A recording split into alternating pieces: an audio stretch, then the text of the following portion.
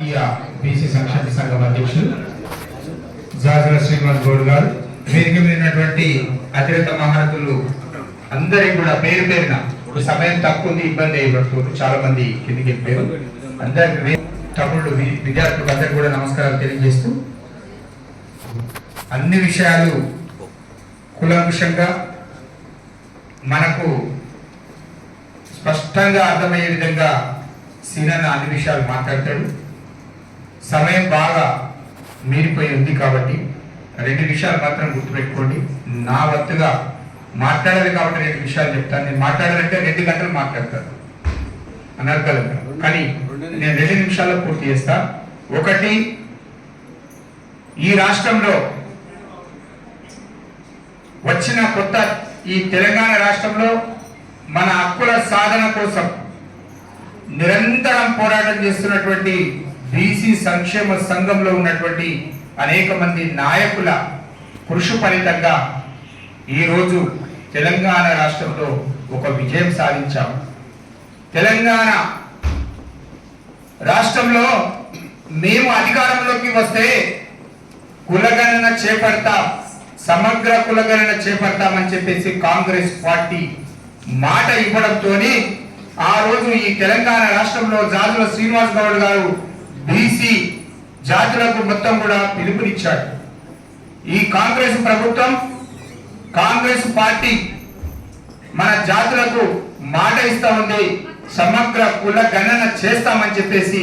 కాబట్టి మన మద్దతు కాంగ్రెస్ అని చెప్పేసి ఒక పిలుపునివ్వడంతోనే ఈ రాష్ట్రంలో ఉన్నటువంటి బడుగు బలహీన వర్గాలు మొత్తం కూడా ఏకతాటి మీద వచ్చి కాంగ్రెస్ ప్రభుత్వాన్ని, పార్టీని బలపరిచి ఈరోజు ప్రభుత్వాన్ని గద్దెనెక్కించినటువంటి సందర్భంలో ఆ పార్టీ ఇప్పుడు వచ్చినటువంటి ముఖ్యమంత్రి గారు, గౌరవ ముఖ్యమంత్రి గారు అదే మాట మీద అసెంబ్లీలో తీర్మానం చేశారు. క్యాబినెట్ తీర్మానంతో బడ్జెట్ కేటాయించి కులగణన చేపడుతున్నామని చెప్పి స్పష్టమైనటువంటి ప్రకటన ఇచ్చి మనకు ఒక మంచి సంకేతం ఇచ్చారు. అయితే కాంగ్రెస్ ప్రభుత్వం ఒక ముందడుగు వేసినందుకు ఆ తర్వాత వచ్చినటువంటి పార్లమెంట్ ఎన్నికల్లో కూడా మద్దతు తెలిపేటువంటి సందర్భాన్ని కూడా మనం గుర్తు చేస్తా ఉన్నాం. ఇట్లాంటి సందర్భంలో కాంగ్రెస్ ప్రభుత్వం ఈ రాష్ట్రంలో అధికారంలోకి వచ్చిన తర్వాత మాట నిలుపుకోవడం కోసం చట్టసభలో ఒక నిర్ణయం తీసుకుంది. కాబట్టి ఆ మాట మీద నిలబడమని చెప్పేసి మనం గట్టిగా వాదిస్తా ఉన్నాం ఈరోజు. అయితే మాట ఇచ్చింది కాబట్టి స్థానిక సంస్థల ఎన్నికలకు సమయం లేదు అని చెప్పి వాళ్ళ మీద ఉన్నటువంటి ఒత్తిడితో ఏదైనా తప్పించుకునే ప్రయత్నం ఏమైనా చేస్తుందా అని ఒక సంకోచంతో జాతుల సీనన్న నిద్రపోలే.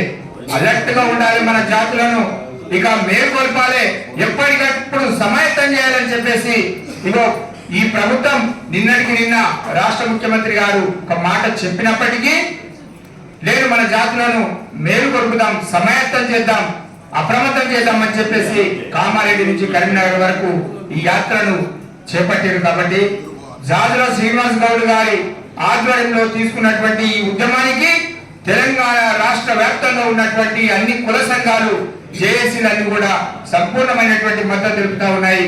తెలంగాణ సగర సంఘం రాష్ట్ర కమిటీ సంపూర్ణమైనటువంటి మద్దతు తెలుపుతూ భవిష్యత్తులో వెంటనే ఈ ప్రభుత్వం కులగణన చేపట్టాలి, కులగణన చేపట్టిన తర్వాతనే స్థానిక సంస్థల ఎన్నికలకు పోవాలనేటువంటి ఈ డిమాండ్ను సాధించుకునే వరకు పరిపూర్ణంగా సంపూర్ణంగా శ్రీనివాస్ గౌడ్ గారి ఉంటామని చెప్పి హామీ ఇస్తూ ఈ అవకాశం కల్పించినటువంటి వేదికకు ధన్యవాదాలు. Thank you.